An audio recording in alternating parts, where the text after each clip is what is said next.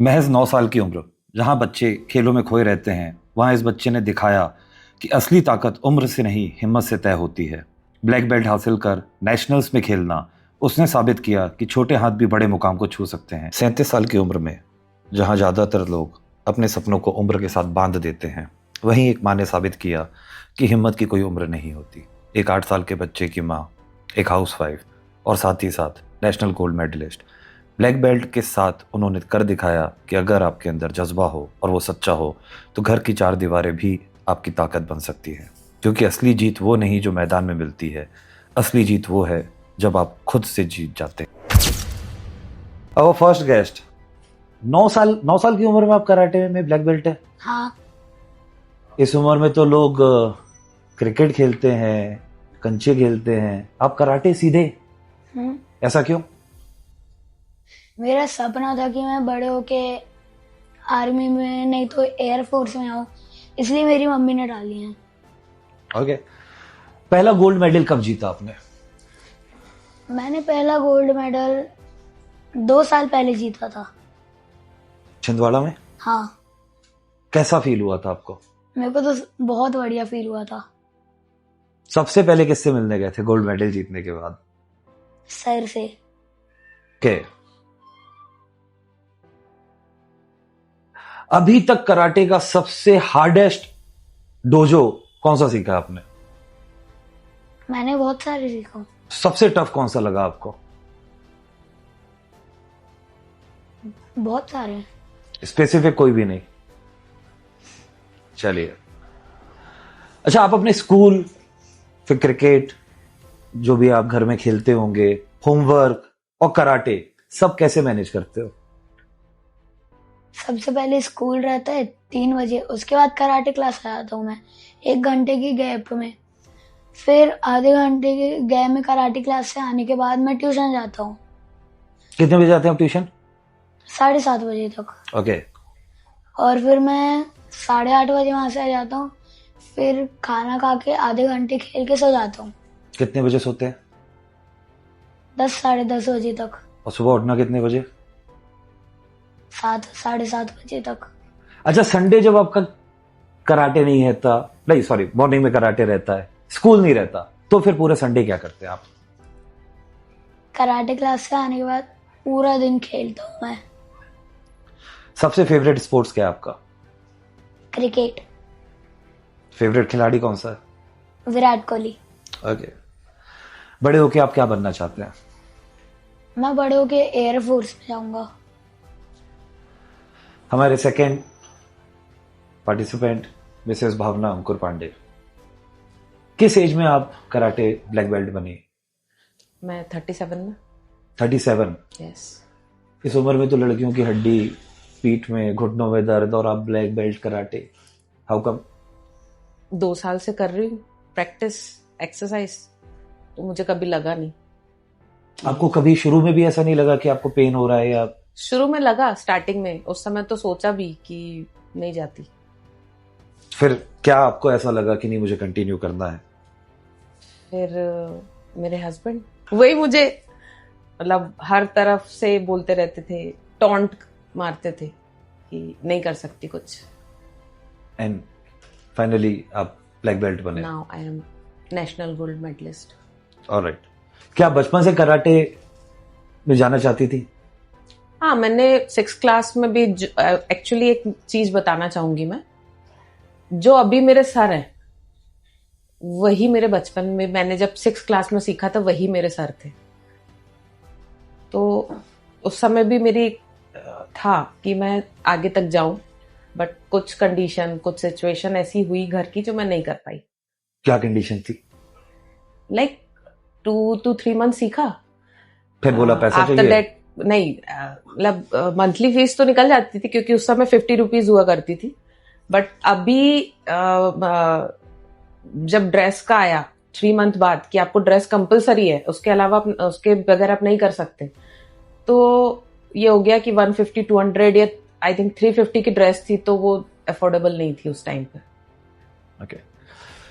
जब आपने karate, second inning अपनी कराटे की चालू करी, तो कितने लोगों ने आपको बोला कि नहीं अब आप मत करिए, यू आर टू ओल्ड, अब उस उम्र में आप कराटे चालू करेंगी, प्रॉब्लम हो जाएगी आपको? बहुत लोग थे, मतलब मेरे घर में ही कई लोग थे कि कहाँ तुम ये सब चीजें चालू कर रही हो इस एज में आके। मतलब मैं 35 एज की थी तब मैंने स्टार्ट किया, तो घर के ही लोगों ने मुझे बोला कि नहीं मत करो, कुछ दिक्कत हो जाएगी। उसके ऊपर सोने पे सुहागा कि स्टेट गई मैं खेलने, पहला स्टेट, और मैं राइट हैंड अपना तोड़वा के आ गई। तोता पाल लिया था आपने? तोता पाला था मैंने, है ना सॉरी सर। तो वो मेरे लिए और थोड़ी दिक्कत वाली चीज हो गई थी कि अब मुझे शायद ही जाने दिया जाए कराटे जब मैं स्टेट से रिटर्न आई। बट उसके बाद मेरा डेडिकेशन जब मेरे घर वालों ने, मेरी मदर इन लॉ ने, मैं उनको मम्मी जी बोलती हूँ, मेरे फादर इन लॉ ने, सबने देखा, तो उन्होंने बोला कि भाई जब पानी में भी जा रही है, मतलब बारिश हो रही तो जा रही है, ठंड हो रही तो जा रही है, अच्छी खासी गर्मी पड़ रही तो जा रही है, तो कुछ ना कुछ तो है कि कर सकती है। पर उसके बाद किसी ने कुछ नहीं बोला। फिर बाहर वालों से अपने को मतलब भी नहीं है। इस पूरी जर्नी में सबसे टफेस्ट फेस क्या था आपका, सबसे टफ टाइम? टफ टाइम तो फिर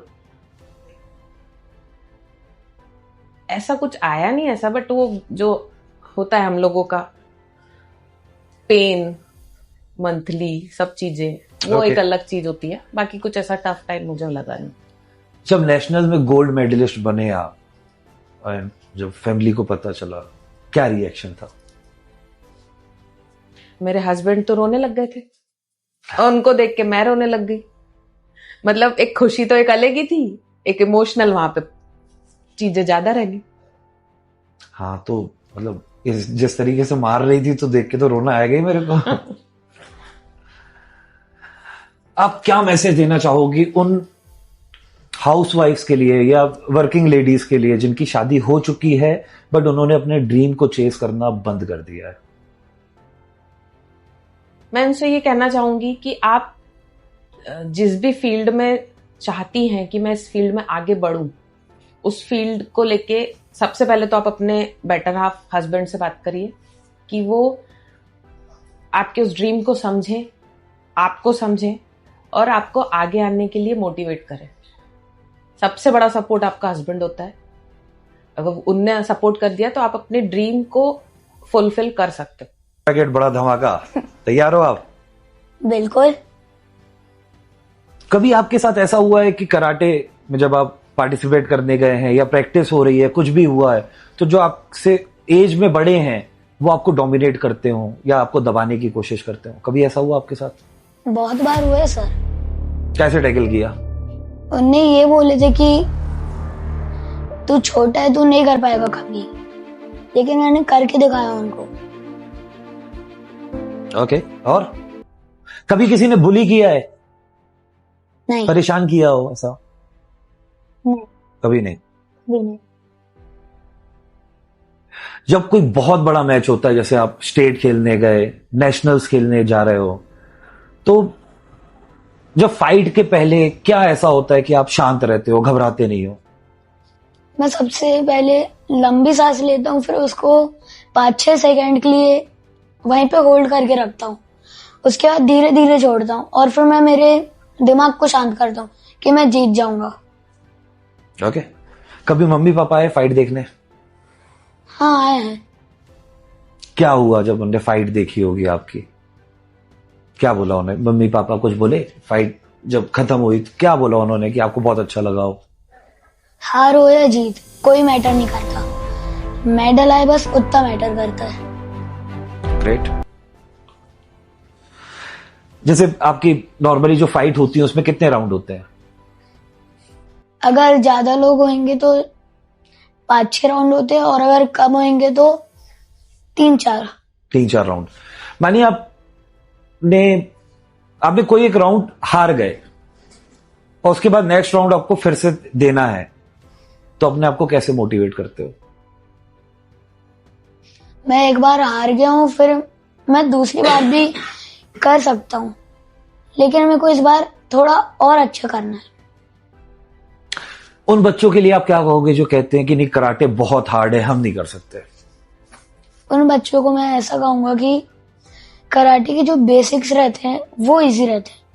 उसके बाद जो टेक्निक्स होती हैं थोड़ी बहुत हार्ड रहती हैं, उसमें कंडीशनिंग होती है, उसमें सबको रोना आता है। उसके बाद इजी हो जाता है। ब्लैक बेल्ट बनते हो तो बड़े बड़े काते सिखाए जाते हैं। Okay. So, round 2 with Mrs. Bhavna Ankur Pandey, a mother's fight that comes to karate. क्या आपको मतलब after becoming a mother, क्या आपको मोटिवेशन मिली कि आप पहली बार मैट में गए? बिकमिंग अ मदर और आफ्टर बिकमिंग अ मदर, जब आपका बेटा हो गया, तो क्या ऐसी इंस्पिरेशन आपको लगी कि नहीं मैं एक बार दोबारा मैट में जाना चाहती हूँ? पहली बात तो जब मैं गई थी विहान को लेके कि विहान को सिखाना है मुझे कराटे, तो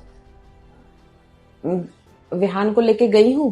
उसके नेक्स्ट डे मुझे लगा कि अब पिकअप एंड ड्रॉप का था, इतनी दूर जाना है, उसको लेना फिर छोड़ना, तो मैंने बोला अब मैं जा रही हूँ वहां 2 घंटे बैठूंगी, तो इससे अच्छा मैं सर से बात करती हूँ और अपने हस्बैंड से बात करती हूँ कि भाई मैं कर सकती हूँ क्या कराटे।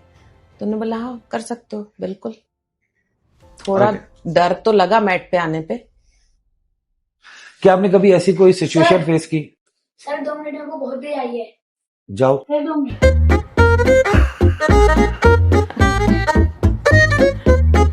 सर बहुत ही आई थी मेरे को डांस। हो गया हो गया मैं पूछूं? पूछ लो। क्या आपने कभी ऐसी कोई सिचुएशन फेस करी हो जब लोगों ने आपकी फिजिकल एबिलिटी या मेंटल एबिलिटी के ऊपर डाउट किया है? फिजिकल पे किया था, लाइक कि इतनी एज हो गई है, कहीं कुछ हड्डी टूट जाएगी, और मेरा बेटा सिजेरियन, तो आप सिजेरियन हो, कुछ लग जाएगा, पंच अंश लग जाएगा तो टाके टूट जाएंगे, कुछ ऐसा।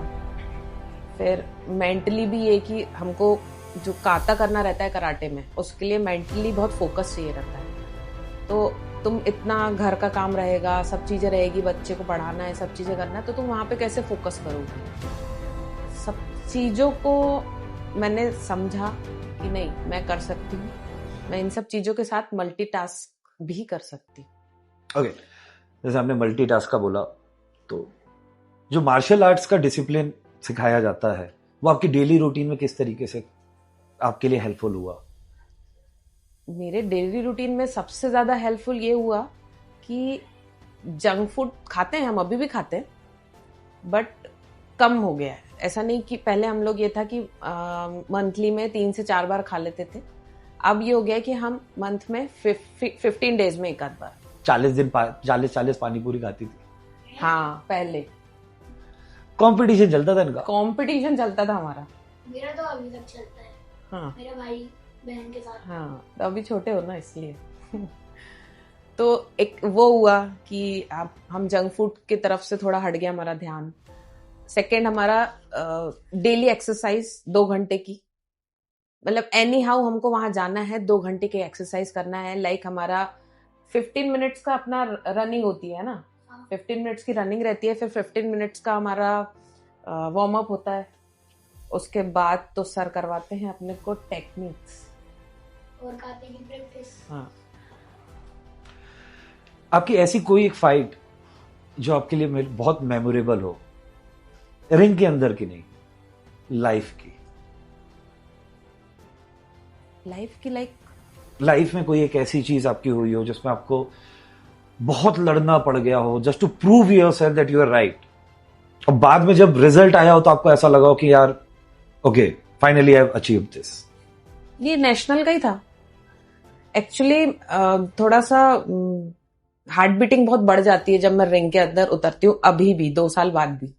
तो जब काता करने गई थी तो डिसबैलेंस हो गई थी मैं काता करने में, बट फाइट मेरा थोड़ा सा ये हो गया था कि मैं ये सोच नहीं पा रही थी कि मैं फाइट कैसे निकालूंगी। 2 दिन बाद थी मेरी फाइट, उस बीच में सर लोगों का था, 2 दिन बाद थी मेरी फाइट। तो जिस दिन फाइट थी उस दिन भी मेरी हार्ट बीटिंग बहुत तेज थी। मेरे पहले हमारे तरफ के एमपी के लोग गए हुए थे फाइट करने के लिए, तो उस समय मैं अपने आप से खुद से लड़ रही थी कि अगर मैं अपने आप के इमोशंस को नहीं रोकूंगी तो मैं फाइट नहीं कर पाऊंगी। वो सबसे बड़ी फाइट थी मेरी खुद के साथ, और जब अचीव किया तो। अच्छा, एक चीज, you're 37, he is 9, you are black belt, he is black belt, पर आप उसको सर क्यों बोलते हो? Because he is a senior. But ये बोलते हो आप ब्लैक बेल्ट? नहीं, हाउ मेनी इयर्स 9 इन कराते? 4 years। ओके, क्योंकि वो 4 साल से है, आप 2.5 साल से हो, इसलिए। So you train like a champion, but still तू है तो बच्चा ना। हाँ। ब्लैक बेल्ट हो गया है तो मूछे थोड़ी ना निकल आई तेरी। अपार्ट फ्रॉम कराटे सबसे फेवरेट टाइम पास क्या है? फाइट का। ओके, कराटे में सबसे अच्छा फाइट लगता है, और कराटे के बाहर सबसे अच्छा क्या लगता है? क्रिकेट। खेलते हो? हाँ, गली क्रिकेट। ओके,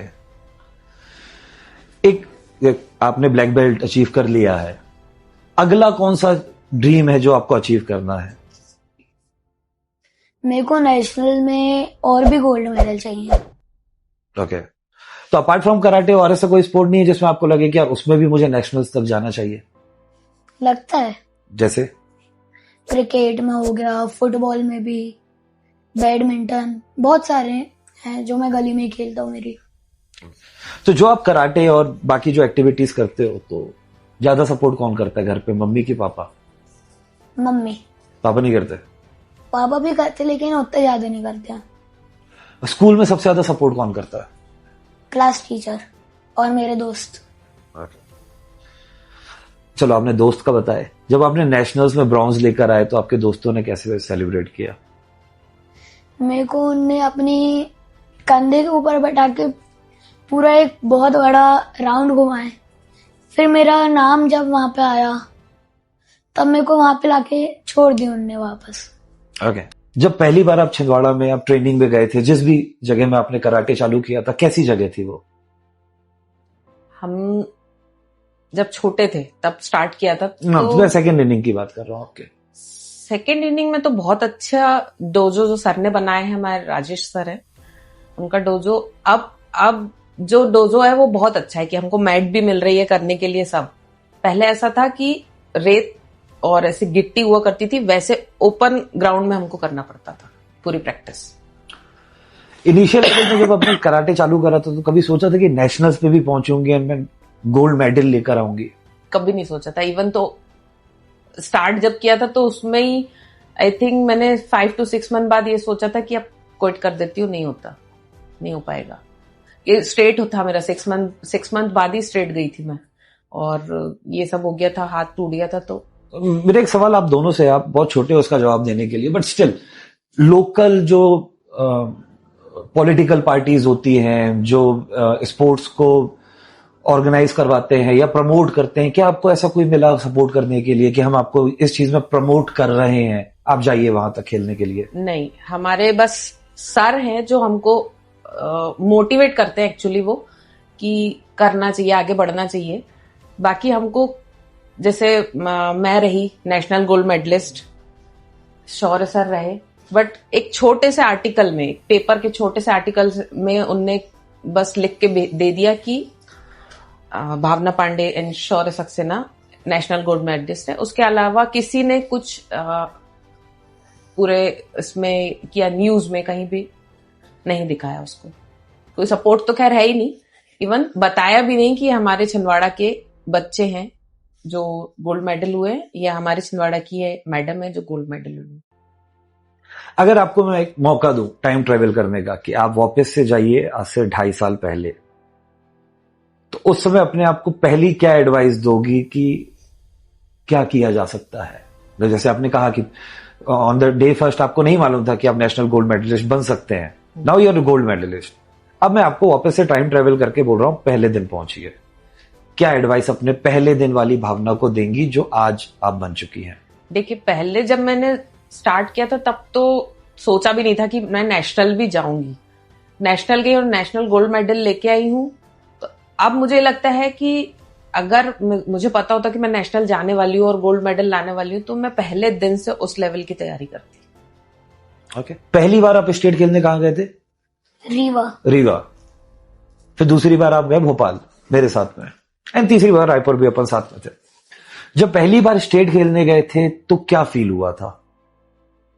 पहली बार हुआ था कि मेरे को कोई मेडल ही नहीं होएगा, मैं हार जाऊंगा, लेकिन मेरे को पहले स्टेट में ब्रॉन्ज मेडल लगा है मेरा। अच्छा, जब आपने गोल्ड मेडल जीता था, आई थिंक भोपाल में जीता था आपने गोल्ड मेडल, तो सबसे पहले किससे गले मिलने गए थे? सबसे पहले मेरे दोस्तों से। कराटे में सबसे अच्छा दोस्त कौन है आपका? वीर। ओके, वीर और अनय। वीर और अनय। एंड घर में जब आप पहुंचे थे तो सबसे पहले गोल्ड मेडल किसको दिखाया था, मम्मी को कि पापा को? दादू को। ओके, दादू ज्यादा अच्छे है? हाँ। अब आपकी उम्र बहुत छोटी है, फिर भी मैं एक सवाल पूछना चाहता हूं, सबसे बड़ा सपना क्या है आपका? सबसे बड़ा सपना मेरा ये है कि मैं बड़े होके एयरफोर्स में जाऊं, फायर जेट चलाऊं और दुश्मनों के आतंक को खत्म करूं। When your success and discipline becomes the consistency, मैं इसके बारे में कुछ पूछना चाहूंगा आपका कि आपको क्या लगता है सक्सेस के लिए ज्यादा इंपॉर्टेंट क्या है, टैलेंट या कंसिस्टेंसी? ऑब्वियस सी बात है कंसिस्टेंसी, क्योंकि आप कंसिस्ट रहोगे किसी चीज के लिए तो टैलेंट अपने आप आ जाएगा। कभी आपको बीच में भी ऐसा लगा होगा कि मैं जस्ट वांटेड टू क्विट, मैं नहीं कर सकती अब इसको, ऐसा क्या आपने अपने आप को समझाया कि नहीं मुझे क्विट नहीं करना है, I want to continue anyhow? Continue, हाँ, क्विट करने का तो मुझे कई बार आया, बट होता ये है कि हम जो हाउसवाइफ्स होती हैं उनके पास और कोई वो नहीं रहता कि हम एक्सरसाइज के लिए टाइम निकाल सके अपने लिए। मेरे सॉरी मैं बीच में रोक रहा हूँ, तो मुझे ऐसा लगता है कि हाउसवाइफ से ज्यादा एक्सरसाइज कोई करता ही नहीं है। सुबह के 6 बजे से लेकर रात के 10 बजे तक चलते ही रहते हो इधर से उधर तक। वो एक्सरसाइज वो एक अलग होती है, आपका सिर्फ रनिंग हो रहा है, सब हो रहा है, आपकी फिजिकल पूरी बॉडी की एक्सरसाइज होनी चाहिए ऊपर से नीचे तक। जो वार्म अप होता है हमारा वो लाइक योगा में आता है, अगर आप योगा कर रहे हो रेगुलर में तो बात वही होता है कि हम डेली लाइफ में उसको नहीं कर सकते।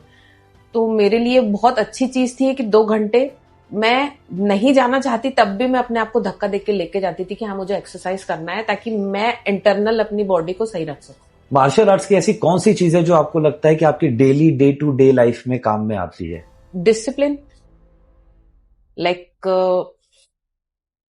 उससे मेरे और मेरे बेटे की लाइफ में डिसिप्लिन बहुत अच्छा आ गया कि टाइम टू टाइम हमने हर चीज को करना चालू कर दिया।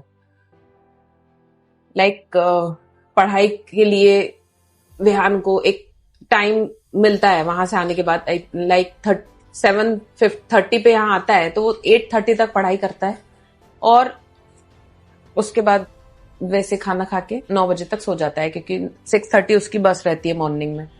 तो टाइम का हमें जो उससे मिला है। आपके लिए एक चीज कहूंगा, you are too young to quit and you are too strong to lose. बहुत छोटा है, क्विट करने का मतलब ही नहीं है, अभी इतनी ताकत है तेरे अंदर कि हारने के मतलब ही नहीं निकलेगा। मेरा एक सवाल है, स्पोर्ट्स में सबसे ज्यादा कौन सा एथलीट है जो तुमको इंस्पायर करता है? स्पोर्ट्स में कि कोई भी चलो कोई भी है तो बहुत सारे, स्पेसिफिक कोई नहीं। अच्छा, हम 1 2 3 बार कराटे अपन साथ में गए हैं, पहला Rewa, then Bhopal and then Raipur. कुछ वहां की फनी इंसिडेंसेस याद है तेरे को जो शेयर करना चाहे, सबको बताना चाहे? रीवा में अपन सब जब गए थे वहां पे हम लोग हमारे कमरे में, मैं सब जगह की बता रहा हूँ जहाँ पे हम लोग गए वहां पे हमने ऐसी मस्ती के लिए हमने कंबल कुटाई खेले हैं, नहीं तो पिलो फाइट। ओके, स्कूल का कोई ऐसी की चीज जो तू बताना चाहे कि यार वो एक बहुत अच्छी चीज थी, बहुत मस्ती करी हमने उसमें यार? हाँ, स्पोर्ट्स में जब रनिंग कंपटीशन होता है तब मैं और मेरे दोस्त फर्स्ट ही आते हैं हमेशा। ओके, आप उस समय 7 साल के थे जब रीवा आप अकेले गए थे, आपके मम्मी पापा आपके साथ नहीं गए थे? लेकिन मेरा भाई गया था। आपका बड़ा भाई गया था, पर वो अलग उसमें था, आप अलग उसमें थे। मैं क्योंकि देख रहा था, ऐसा क्या था कि आपको एक एक चीज आपके ध्यान में थी कि मेरा ये सामान यहाँ पे रखा है, मेरा ये सामान यहाँ पे रखा है? मोस्टली 7 साल के बच्चे अपनी ऑलमोस्ट चीजें भूल जाते हैं, बट आपने एक भी चीज नहीं भूली, ऐसा क्यों? क्या मतलब? मेरी मम्मी ने मेरे को बोली थी, अगर तूने एक भी चीज छोड़ के आया, घर आके जो तेरी सुटाई होगी वो तू हमेशा याद रखेगा। उड़ती हुई चप्पल 80 की स्पीड में, है ना? तेरी मम्मी बहुत मारेगी तेरे को। झाड़ू एकदम बेड की जैसे।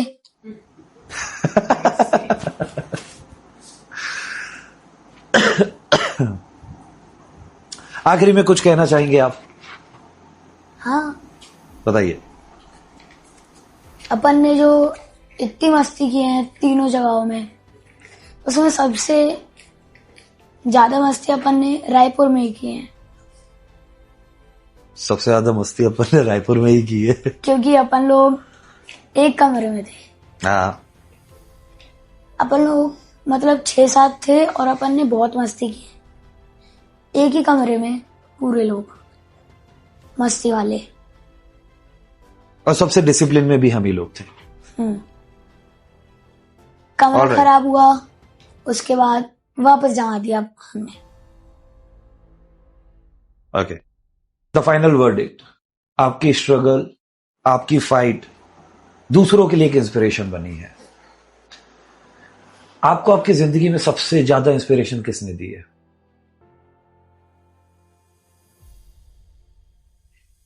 मेरे हस्बैंड ने। भाई मैं तो 24/7 रहता हूं ना, अपार्ट फ्रॉम मी किसने दी है? मेरी मदर इन लॉ ने दिए मुझे, जो मॉर्निंग में मतलब वो कितने बजे भी सोए रात में, उनकी आदत है 5 बजे उठ जाना और 3 से 5 किलोमीटर पूरा वॉक करके आना। उसके बाद मैं कभी कभी उनके सामने फेल हो जाती हूँ, उनसे मुझे इंस्पिरेशन मिलता है बहुत बड़ा। Okay. कि जब वो 68 की एज में इतना कर सकती हैं, तो मैं तो अभी 37 की हूँ। अच्छा, ये जो आपके 2.5-3 साल कराटे के हुए, इसमें आपको कभी ऐसा लगा कि किसी ने आपको ऐसा बोला कि भावना तुमको देख के हमें इंस्पिरेशन मिली हो कि यार हम भी कुछ कर सकते हैं, ऐसा कोई? कई पेरेंट्स ने, जो हमारे डोजो में बच्चे हैं जितने भी सर हैं, सौर्य सर हैं, उनकी भी बड़ी मम्मी, क्या नाम है बड़ी मम्मी का? अमृता। उनने और बहुत सारी पेरेंट्स हैं, वुमेन्स, जिनने मुझसे बोला कि अब ऐसा लगता है कि हमको भी करना चाहिए आपको देख के। वो तो आप ब्लैक बेल्ट, कितना गुंडागर्दी कर रहे हो, ईमानदारी से बताना। उसका तो नहीं पता, मैंने तो बहुत करी है। तुमने की हो? कहाँ की हो? रोड पे जब मैं अपनी स्कूटी से जाती रहती हूँ। एक बार ऐसा इंसिडेंस था, एक कार वाले ने, मतलब ये क्रॉस उस पे क्या बोलते हैं, ट्रैफिक लाइट, हम लोग खड़े हैं, रेड लाइट है, हम खड़े हैं, उसने पीछे से आके ठोक दिया। अच्छा, जैसी ठोका और वैसी ग्रीन लाइट हो गई। अब हम आगे बढ़े, मैं कैसे ठोका, बिकॉज मेरा बेटा पीछे बैठा हुआ था। अरे हो गया ना मैडम, मैं बाहर निकल, अब भी बाहर निकल। अरे मैडम हो गया, नहीं अभी बाहर निकल, मेरे बेटे को लगती तो। मैंने बोला साइड में लगा गाड़ी, अब भी बाहर निकल। नहीं मैडम सॉरी, अब नहीं करूंगा। तुम्हारे साथ 2-4 इंसिडेंट्स मारा है तूने? कभी प्रिंसिपल ने बोला नहीं कि ब्लैक बेल्ट में मारना नहीं चाहिए? प्रिंसिपल के पास तो गया हूँ, लेकिन उनने मारे हैं, ये नहीं बोले कि ब्लैक बेल्ट में मारना नहीं चाहिए। अच्छा, एक चीज और, स्कूल में कभी ऐसा हुआ तेरे साथ कि तेरे दोस्त है या कोई तुझे बुली कर रहा हो, 2-4 आके पहले से बोलो शौर्य से लड़ना नहीं, ब्लैक बेल्ट है, मार देगा, ऐसा हुआ है? बहुत बार। ओके। अच्छा, एक चीज आप मेरे को और बताओ, आपका इतने बड़े रिलेटिव्स और जितने भी हैं, कभी ऐसा हुआ कि आपको एक ताना पड़ता हो, आपको सुना दिया जाता हो भावना थोड़ा सा दूर रहना यार, ब्लैक बेल्ट हो तुम? नहीं, मुझे तो ऐसा तो नहीं बोले कि हमसे दूर रहना, बट आपको तो हमेशा ही बोला गया है। मैं तो गुंडा पाल के रखा, वो ना मुझे क्या बोलेंगे। नहीं, फिर भी बोला तो गया है ना कि बच के रहना। अब ब्लैक बेल्ट हो गई है। एक्चुअली ब्लैक बेल्ट के बाद ज्यादा डिसिप्लिन आ जाता है। कराटे जो है ब्लैक बेल्ट से चालू होता है। okay. अभी तक तो हम सिर्फ बेसिक में थे, अब हम स्पेशली कराटे में उतरे हैं कि ब्लैक बेल्ट के बाद ही इसके ब्लैक बेल्ट तो अभी हम ये स्टार्टिंग है, इसके बाद 10th डोजो उस तक होता है, डॉन तक होता है। तो अब स्टार्ट हुआ है हमारा कराटे। तो ब्लैक बेल्ट के बाद में समझा नहीं, ब्लैक बेल्ट के बाद स्टार्टिंग होती है व्हाइट बेल्ट से। जो व्हाइट बेल्ट होता है बेसिक होता है, येलो फिर ग्रीन ऑरेंज ऐसा रहता है, वो सब पूरी बेसिक होती है। बेसिक टेक्निक सिखाई जाती है ब्लैक बेल्ट तक। अब ब्लैक बेल्ट से हमारी मेन कराटे स्टार्ट हुआ है, उसके बाद मेन डिसिप्लिन चालू हुआ है। जो शौर्य सर बोल रहे हैं ना, जो उनने पीटा है वो ब्लैक बेल्ट में नहीं पीटा है, अब तो डिसिप्लिन में आ गए हैं। वो उनने ग्रीन बेल्ट में या ब्राउन बेल्ट में पीटा होगा। ओके, सो आज का एपिसोड यहीं पे समाप्त करते हैं। अगले पॉडकास्ट में आपको किसको बुलाना है आप हमें कमेंट सेक्शन में डाल सकते हैं, और उनसे क्या सवाल पूछने हैं वो भी आप हमें डाल सकते हैं। अगर आप कमेंट नहीं करना चाहते, आप हमारे नंबर पे हमें डायरेक्ट व्हाट्सएप कीजिए, और आप जिनको बुलाना चाहते हैं हम उनको अगले पॉडकास्ट में बुलाएंगे। Thank you.